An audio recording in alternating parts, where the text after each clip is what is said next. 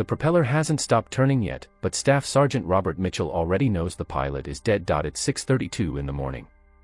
April 21, 1944. Debden airfield, somewhere in the fog-soaked countryside of England. The air tastes like gasoline and wet grass. Mitchell stands beside a P-51 Mustang, watching a 22-year-old kid named James Parker walk toward the cockpit like he's walking toward his own grave. Parker doesn't know it yet, but Mitchell does, because Mitchell understands something the manuals don't mention. Something the engineers back in Ohio never had to face. Something that's been killing American pilots every single week since the Mustangs arrived in Europe. The P-51 has a heart made of glass. .1 bullet. Anywhere in the cooling system. And the clock starts ticking. 3 minutes. Maybe 7 if you're lucky. That's how long you have before the engine tears itself apart from the inside. Parker climbs into the cockpit. 14 missions under his belt. 3 confirmed kills. He's good. He's careful. He follows the rules. None of that will matter today. Mitchell has been maintaining these fighters for 7 months now. He knows every rivet, every seam, every vulnerable inch of aluminum skin. The P-51 Mustang is a masterpiece. Laminar flow wing. Single Merlin engine that screams at altitude. Range that can take a bomber all the way to Berlin and back. It's the finest escort fighter ever built, and it bleeds to death from a single wound. The problem is the cooling system, liquid-cooled. Rolls-Royce Merlin engine running on 17 gallons of ethylene glycol mixed with water. The coolant circulates through the engine block, threads through brass tubes in the cylinder heads, pools in a header tank behind the propeller, then flows down through exposed lines to a radiator mounted in the belly of the aircraft. Exposed. That's the word that keeps Mitchell awake at night. The entire system sits vulnerable to anything that comes from below. Rifle fire. Flak fragments. A single piece of shrapnel the size of your thumbnail. One puncture anywhere in that network of lines and tanks, and the coolant starts hemorrhaging. The temperature gauge climbs. The pilot watches it rise past the red line. And somewhere over enemy territory, the engine seizes. No warning. No second chance, just sudden silence where there should be the roar of 1,200 horsepower. American doctrine says stay high. Avoid ground fire. Focus on fighter escort. Use your speed and altitude to stay safe. Parker has tried that 13 times. It hasn't stopped the bullets from finding him. The 8th Air Force has lost over 500 P-51s in the past 6 months. Most weren't shot down in dogfights with Messerschmitts. Most were brought down by ground fire. By flak bursting at 20,000 feet. By rifle rounds punched through aluminum skin, severing a coolant line the diameter of your finger. Mitchell has watched too many pilots limp back to base with white vapor streaming behind them like funeral shrouds. The glycol mist catches the sunlight. Beautiful, in a way. Like contrails at sunset, but it means the pilot is dying. The engine temperature climbs. 100 degrees Celsius. 105. 110. Maximum permissible temperature. Past that, the cylinder heads start to warp. Valves stick. Pistons score against cylinder walls. The metal expands, contracts, tears itself apart. Some pilots make it back, most don't. The training manual calls it tactical error. The instructors say these pilots aren't following doctrine. They say the pilots are taking unnecessary risks, going too low, exposing themselves to ground fire. But Mitchell knows better. The problem isn't the pilots. It's the cooling system. The P-51's cooling system is elegant. Efficient. It uses something called the Meredith effect to actually recover some of the drag penalty from the radiator. The engineers are proud of it. North American Aviation designed it. Packard built the Merlin engines. Everything meets specifications. Everything is vulnerable. Every coolant line runs exposed through the aircraft structure. The header tank sits directly behind the propeller with walls made of thin aluminum. The radiator hangs in the belly intake, naked to anything coming from below. A .30 caliber bullet can puncture any of these components. A single piece of shrapnel from an 88mm shell can tear through a coolant line. Once the system starts leaking, there's no backup. No reserve tank. No way to seal the wound in flight. The coolant streams out through the hole. The temperature climbs. And the pilot has minutes to decide whether to try reaching friendly territory or bail out over France. Mitchell mentioned this to the engineering officer 4 months ago. The officer said the cooling system met all specifications. Changing the design would require re-engineering the entire aircraft. That would need approval from Wright Field in Ohio. Wright Field is 4,000 miles away. Modifications would take months. Maybe years. The pilots don't have years, they don't even have months. So Mitchell does what he can. He checks every coolant connection before every flight. He torques every hose clamp to specification. He pressure tests the header tank. He looks for cracks, for corrosion, for any sign of weakness, but he can't armor the lines. He can't add redundancy. He can't fix the fundamental vulnerability that every P-51 carries into combat. The first pilot Mitchell lost was Second Lieutenant David Chen, March 19, 1944. Chen had been in theater for 4 weeks. Mitchell worked on his aircraft every morning. They talked about California. Chen was from San Francisco. Mitchell was from Los Angeles. They'd both worked on cars before the war. They understood engines. They understood how things broke. Chen took off at 6:45 on a fighter sweep over France. He came back 3 hours later with his engine temperature gauge showing 108 degrees and a trail of white vapor visible from 10 miles out. Chen said he'd been hit by ground fire during a strafing pass on a German airfield near Beauvais. Single round. Small caliber. Punched through the belly skin and clipped a coolant line to the radiator. Chen felt the engine temperature start climbing immediately. He broke off the attack. Started climbing. Pointed the nose toward England. The engine held together for 18 minutes. 18 minutes of watching the temperature gauge climb. Watching the vapor trail grow thicker. Knowing the engine was dying, knowing there was nothing he could do except fly straight and hope, Chen made it across the channel. Made it to the English coast. Made it within sight of Debden. The engine seized 4 miles from the runway. Chen tried to glide in. He almost made it. The Mustang came down in a field 3 miles short. Flipped on its back. Broke apart. Chen died in the crash, the official report said. Pilot error. Should have bailed out over the channel when the engine was hit. Should not have tried to bring the aircraft back. Mitchell read the report and knew it was wrong. Chen had done exactly what any pilot would do. He tried to save his aircraft. Tried to get home. The cooling system killed him anyway. The second pilot was First Lieutenant William Morrison. Morrison was experienced. 9 kills. 28 missions. He knew the P-51 inside and out. He flew smart. He flew careful. On April 7, 1944, Morrison's flight was providing close escort to B-17s over Brunswick. They encountered heavy flak at 22,000 feet. Morrison's aircraft took a hit from an 88mm shell. The shell didn't penetrate the cockpit. Didn't hit the fuel tanks. It burst 20 feet to the left of Morrison's aircraft and sent shrapnel through the left side of the fuselage. One piece. Maybe 3 inches long. Cut through the aluminum skin and severed the coolant line running from the header tank to the radiator. Morrison called it out on the radio immediately. Coolant leak.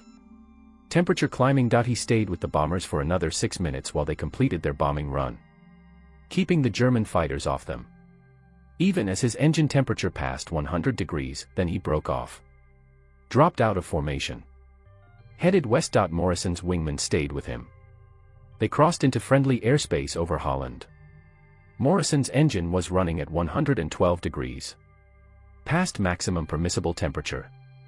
The cylinder heads were starting to warp. Morrison tried to nurse it. Reduced power to minimum. Kept the nose down to maximize airspeed and cooling airflow. The engine seized over the Zuiderzee at 8,000 feet. Morrison tried to restart. It wouldn't turn over. He set up for a forced landing on a beach on the Dutch coast. He almost made it. The Mustang hit hard. The landing gear collapsed. The aircraft cartwheeled. Morrison died on impact. Morrison's crew chief was a friend of Mitchell's. A guy named Rodriguez from Texas. Rodriguez was convinced the cooling system was the weak point. He pulled the maintenance records for every P-51 lost in the previous 3 months. 42 aircraft. 27 had been lost to cooling system failures after battle damage. 27 pilots killed because a single hit had knocked out the entire cooling system. The official reports blamed tactics. Said the pilots should have stayed higher. Avoided ground fire. Followed doctrine, but Rodriguez showed Mitchell the combat reports. Most of these pilots had been following doctrine. They'd been at altitude. They'd been escorting bombers. The flak had reached them anyway. The ground fire had found them anyway. 1 bullet. 1 piece of shrapnel, and the cooling system failed. By mid-April, Mitchell had watched 11 pilots from his squadron die. Some he knew well. Most he'd only met briefly during pre-flight checks, but he'd worked on all their aircraft. He'd signed off their maintenance logs. He'd checked their coolant levels. Tested their radiators. Torqued their hose clamps. He'd done everything by the book, and they died anyway. The sound of an engine seizing carries across an airfield. It's a sudden silence where there should be the roar of a Merlin at full power. Mitchell has heard it 4 times.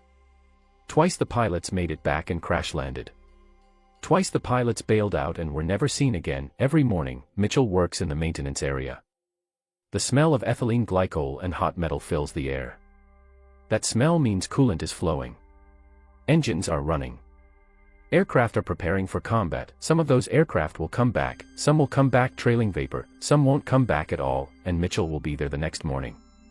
Smelling the same smells. Checking the same systems. Signing off the same maintenance forms. Watching more pilots walk out to aircraft that could be killed by a single bullet. On the evening of April 20, 1944, Parker comes to the maintenance area. He finds Mitchell working on his assigned P-51. Parker asks if there's anything Mitchell can do to protect the cooling system. Anything at all. Parker says he knows the risks. He's seen Morrison go down. He's seen Chin crash. He doesn't want to die because a stray round hit a coolant line. Mitchell looks at Parker. He sees the fear. He sees the desperation. He sees a kid who knows he's vulnerable every time he goes low. Every time he flies through flak. Every time he comes within range of ground fire. Mitchell tells Parker there's nothing he can do. The cooling system is what it is. The lines run where they run.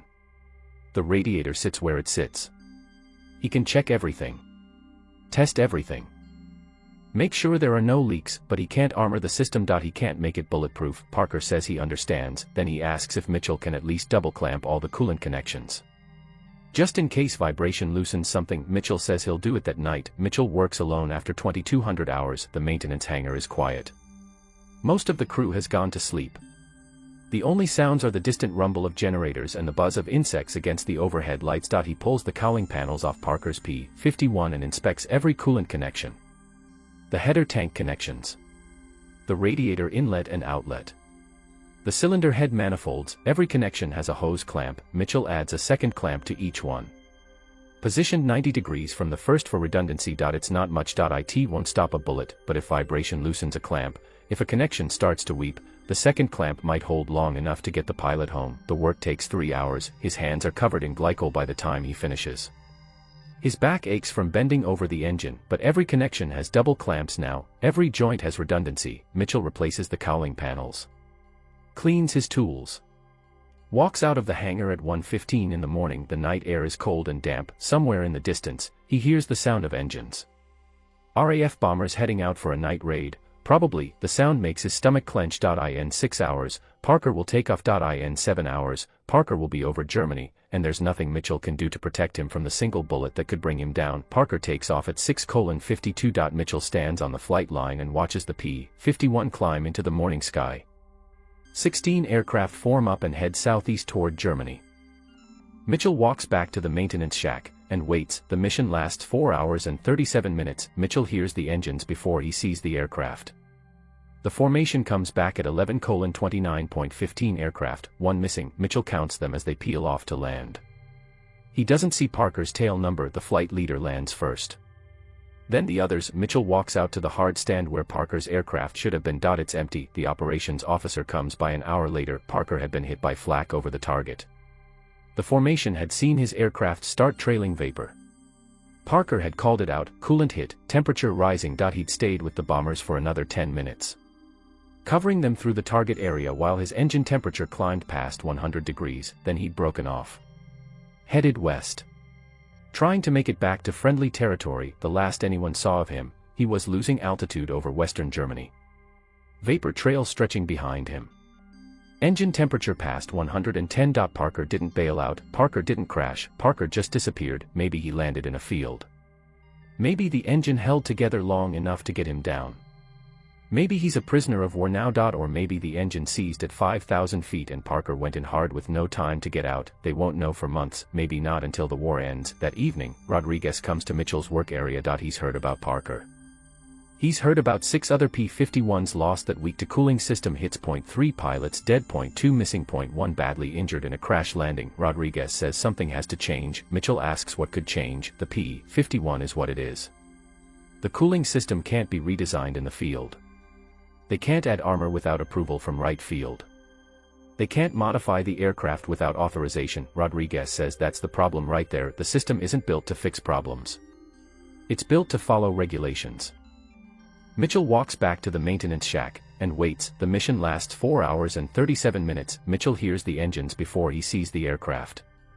The formation comes back at 11:29.15 aircraft, 1 missing. Mitchell counts them as they peel off to land. He doesn't see Parker's tail number. The flight leader lands first. Then the others. Mitchell walks out to the hard stand where Parker's aircraft should have been. It's empty. The operations officer comes by an hour later. Parker had been hit by flak over the target. The formation had seen his aircraft start trailing vapor. Parker had called it out, coolant hit, temperature rising. He'd stayed with the bombers for another 10 minutes. Covering them through the target area while his engine temperature climbed past 100 degrees, then he'd broken off. Headed west. Trying to make it back to friendly territory. The last anyone saw of him, he was losing altitude over western Germany. Vapor trail stretching behind him. Engine temperature past 110. Parker didn't bail out, Parker didn't crash, Parker just disappeared. Maybe he landed in a field. Maybe the engine held together long enough to get him down. Maybe he's a prisoner of war now. Or maybe the engine seized at 5,000 feet and Parker went in hard with no time to get out. They won't know for months, maybe not until the war ends. That evening, Rodriguez comes to Mitchell's work area. He's heard about Parker. He's heard about 6 other P-51s lost that week to cooling system hits. Point 3 pilots dead. Point 2 missing. Point 1 badly injured in a crash landing. Rodriguez says something has to change. Mitchell asks what could change. The P-51 is what it is. The cooling system can't be redesigned in the field. They can't add armor without approval from right field. They can't modify the aircraft without authorization. Rodriguez says that's the problem right there. The system isn't built to fix problems. It's built to follow regulations. And while they follow regulations, pilots die. But then something shifts in the way the 8th Air Force flies missions. In late April 1944, Major General James Doolittle makes a decision that changes everything. He frees the fighters from close bomber escort. Instead of staying tight to the bombers, P-51 pilots can range ahead. Sweep for German fighters. Attack airfields. Destroy aircraft on the ground. It's aggressive. It's risky, and it means P-51 pilots will be going low. Strafing targets. Exposing themselves to ground fire, the exact situation where the cooling system vulnerability is most dangerous. The new mission profiles are called fighter sweeps. Then they're called Chattanooga missions when they focus on railroads and locomotives. P-51 pilots love the freedom. They can hunt. They can attack. They can take the fight to the Germans instead of waiting to be attacked, but the losses go up immediately. In May 1944, the 8th Air Force loses 93 P-51s. 41% of those losses are from strafing missions. Ground fire. Small arms. Light flak. Coolant systems punctured. Engine seizing. Pilots going down. The statistics are brutal. A P-51 pilot has better odds in a dogfight with a Messerschmitt 109 than in a strafing pass over a German airfield. The Luftwaffe can be outmaneuvered, ground fire cannot. Lieutenant Robert Hayes is one of the pilots flying these new missions. He survived Parker's loss. He survived Morrison's loss. He's flown 26 missions and has 5 kills. On May 19, 1944, Hayes is part of a fighter sweep over northeastern France. His flight finds a German supply convoy on a road near Reims. 6 trucks. 2 staff cars. Visible from 4,000 feet, Hayes and his wingmen roll in for a strafing pass. Hayes opens fire at 800 yards. His .50 caliber rounds walk across the road. Hit the lead truck. Set it on fire. He pulls up at 200 feet. Starts to climb. He feels the hit before he hears it. A sharp bang under his left foot. Like someone kicked the floor of the cockpit, the engine temperature gauge jumps 5 degrees immediately. Then 10. Then 15. Hayes keys his radio, took a hit. Coolant system. Temperature climbing. He levels off at 4,000 feet and points the nose west toward England. The vapor trail starts 30 seconds later. White glycol mist streaming from under the cowling. Visible to everyone in the formation, Hayes watches the temperature gauge point 100 degrees, point 102, point 104. He reduces power to minimum cruise. The temperature stops climbing at 106. Hayes does the math in his head. He's 180 miles from Debden. At minimum cruise speed, that's 40 minutes of flying. The engine manual says maximum continuous temperature is 110 degrees. He's at 106.4 degrees of margin. 40 minutes to make it home. He can do this. The temperature holds at 106 for 8 minutes, then it starts climbing again. 107, 108. Hayes pushes the nose down slightly. Lets airspeed build to increase cooling airflow through the radiator. The temperature stabilizes at 108.30 minutes to England. 2 degrees of margin. Hayes' wingman stays with him. Flying close formation. Watching the vapor trail grow thicker. At 110 miles from Debden, the temperature hits 110 degrees, maximum permissible. Hayes holds the power steady. If the temperature climbs any higher, the cylinder heads will start warping. Valves will stick. Pistons will seize. He'll have seconds of warning before the engine locks up. 70 miles from Debden, the temperature hits 112 degrees, past maximum. Hayes can hear the engine running rough. Slight vibration in the stick, cylinder heads are warping. He's running out of time. 50 miles from Debden, the vapor trail turns gray, burning coolant now. Not just evaporating, temperature at 114 degrees, engine will seize any second. Hayes calls the tower, emergency landing. Straight in approach. No time for pattern. He can see the airfield ahead. 20 miles, 10 miles, 5 miles, the engine is hammering now. Loud enough to hear over the slipstream, temperature gauge pegged at 116 degrees. 3 miles from the runway, the propeller stops turning, engine seized, sudden silence except for the wind. Hayes pitches for best glide speed. 140 miles per hour. He has altitude. He has airspeed. He can make it. He glides over the airfield boundary at 200 feet. Drops the landing gear. Touches down halfway down the runway. Rolls to a stop. The engine is silent, steam and glycol vapor pour from the cowling. Hayes shuts down the electrical system. Unstraps. Climbs out, his hands are shaking, his flight suit is soaked with sweat. He made it, but he'd been 18 minutes from dying because a single rifle round had punctured a coolant line. Mitchell meets Hayes at the aircraft 15 minutes later. Hayes shows him the entry hole. It's under the left side of the fuselage, just aft of the wing root. Small. Maybe .30 caliber. The bullet had punched through the aluminum skin. Passed through the fuselage structure. Clipped the coolant return line from the radiator. Not a direct hit, just a nick, enough to open a hole the size of a pencil lead, enough to drain 17 gallons of coolant in 18 minutes. Mitchell looks at the engine. The cylinder head on the number 3 cylinder has cracked. The valve seats on cylinders 4 and 5 have separated. The pistons are scored. The engine is scrap. Hayes brought the aircraft back, but the Merlin is destroyed. Rodriguez helps Mitchell remove the engine that evening. They work under portable lights. Unbolting the engine mounts. Disconnecting the coolant lines. Lowering the Merlin onto a stand. The header tank is empty. The radiator is empty. Every drop of coolant has streamed out through that pencil-sized hole. Rodriguez says this is the 14th cooling system loss he's seen in 6 weeks. 14 aircraft damaged or destroyed. 8 pilots dead. 3 missing. 3 injured, all because of hits to the cooling system. He says they need to do something. Anything. Mitchell says there's nothing to do. They can't armor the coolant lines. They can't add a backup system. The P-51 is a brilliant aircraft with a fatal flaw, and that flaw is engineered into every part of its design. The cooling system itself is a marvel of engineering. 2 separate systems in one radiator assembly. The primary system cools the engine itself. Holds 16.5 gallons of coolant at 30 pounds per square inch of pressure. The aftercooling system handles the supercharger charge. Holds 5 gallons at 20 pounds per square inch. Both use a mixture of ethylene glycol and water. 30% glycol, 70% water in normal conditions. The ethylene glycol raises the boiling point high enough that the coolant can run at temperatures up to 110 degrees Celsius without boiling. That's the limit. Above 110, cylinder heads begin to warp. Valves begin to stick. Seals begin to fail. The engine destroys itself. Mitchell has seen it happen a dozen times. Pilots who push past 110 degrees thinking they can make it home. The engine runs for a few more minutes. Then seizes without warning. Every mechanic knows the temperature limits. Every pilot knows them. But knowing the limits doesn't help. When the coolant is streaming out through a bullet hole, you can reduce power all you want. You can open the radiator flap to maximum. If the coolant is gone, the engine will overheat. There's no way around it. The system has no reserve. No backup tank. No emergency coolant supply. Once you start losing coolant, you have minutes. 0.3 minutes if you're unlucky, 0.7 minutes if you're lucky. The size of the hole determines how fast you lose coolant. A large hole from a 20mm shell will drain the system in 2 minutes. A small hole from a rifle round might take 8 minutes, but the result is always the same: the temperature climbs. The engine seizes. And the pilot has to put the aircraft down wherever he is. Rodriguez says other aircraft have liquid-cooled engines. The P-38 Lightning has liquid-cooled engines. Why is the P-51 more vulnerable? Mitchell explains it. The P-38 has twin engines.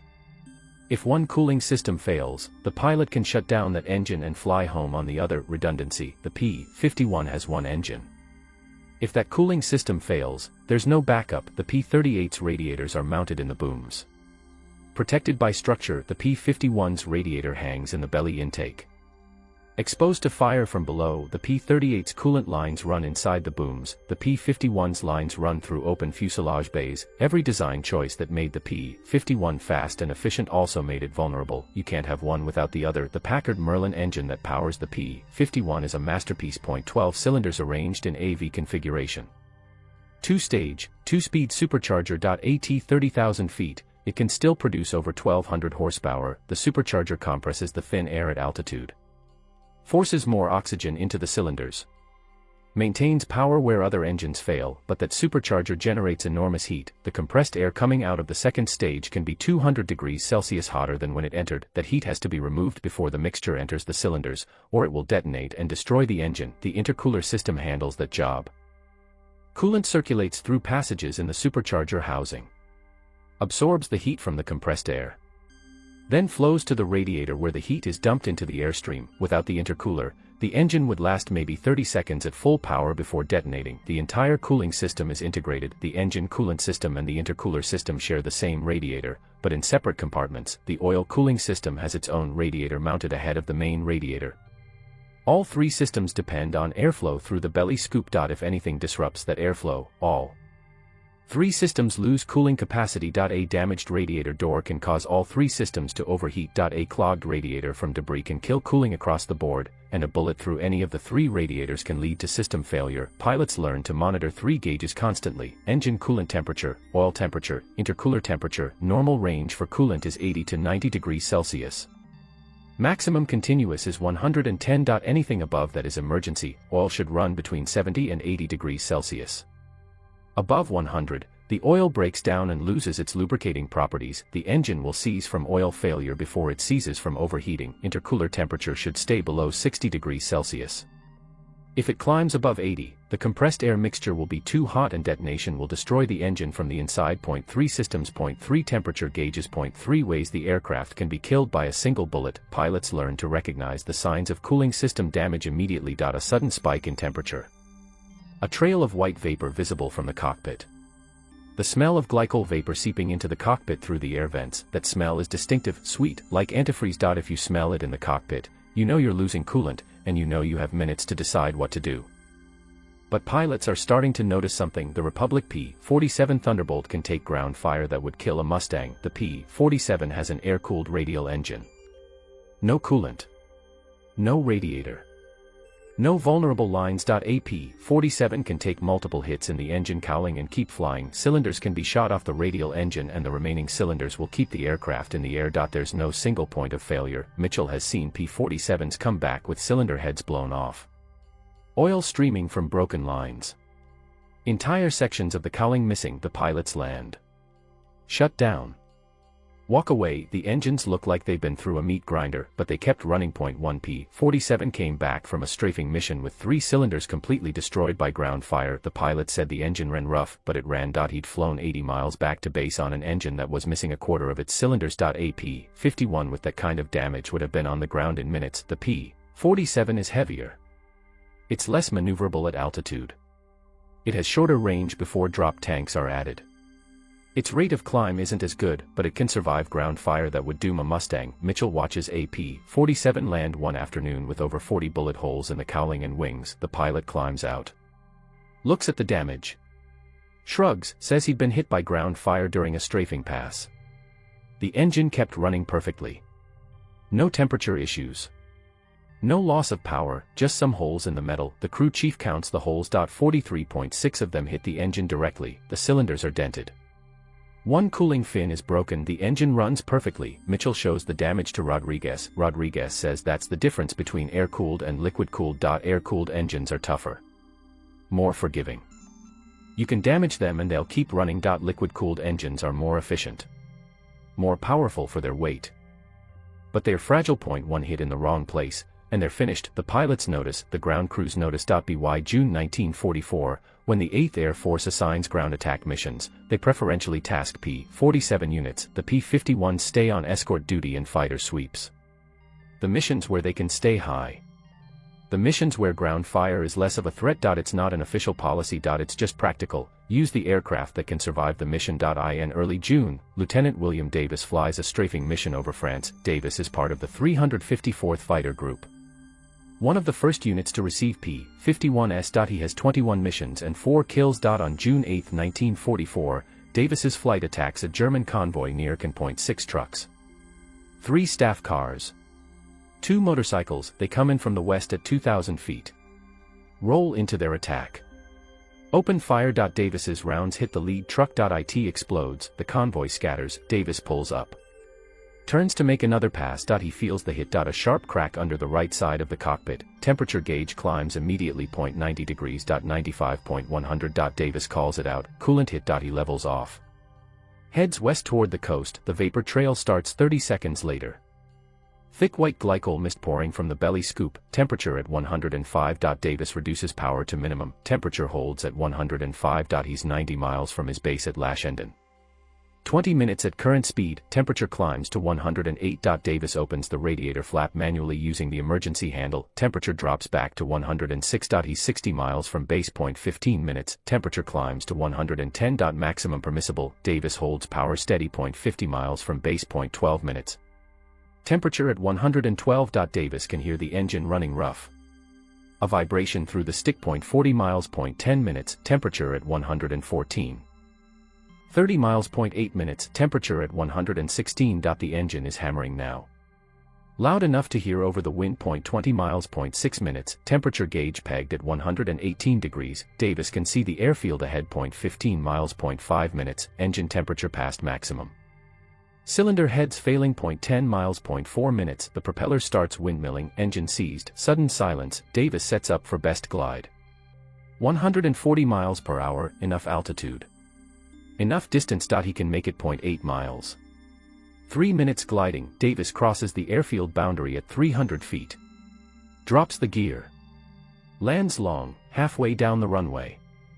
Rolls to a stop. He shuts down the electrical system, climbs out. His hands are shaking. Steam pours from the cowling. He made it, but he'd been 13 minutes from dying because a rifle round punctured a coolant line. Mitchell inspects Davis's aircraft the next morning. The bullet entered through the belly skin just ahead of the radiator intake. Small caliber, probably 7.92 mm German rifle round. It passed through the aluminum skin, through the fuselage structure. Clipped the coolant return line. Not a direct hit. A grazing impact, just enough to open a hole the size of a grain of rice, enough to drain the system in 13 minutes. The engine is destroyed. 2 cylinder heads cracked. 3 valve seats separated. All 12 pistons scored from running without proper cooling. The Merlin is scrap. Davis saved the airframe, but the engine couldn't be saved. But that doesn't stop the losses. Between April and August 1944, the 8th Air Force loses 569 P-51s. 41% are lost during strafing attacks. Most of those losses are from cooling system damage. The numbers are clear, the vulnerability is real, and nothing is being done to fix it. Then in late July 1944, a North American aviation engineer named Edgar Schmud visits Debden. Schmud is the lead designer of the P-51. He designed the airframe, the wing, the cooling system. He's there to inspect combat damage and talk to pilots about aircraft performance.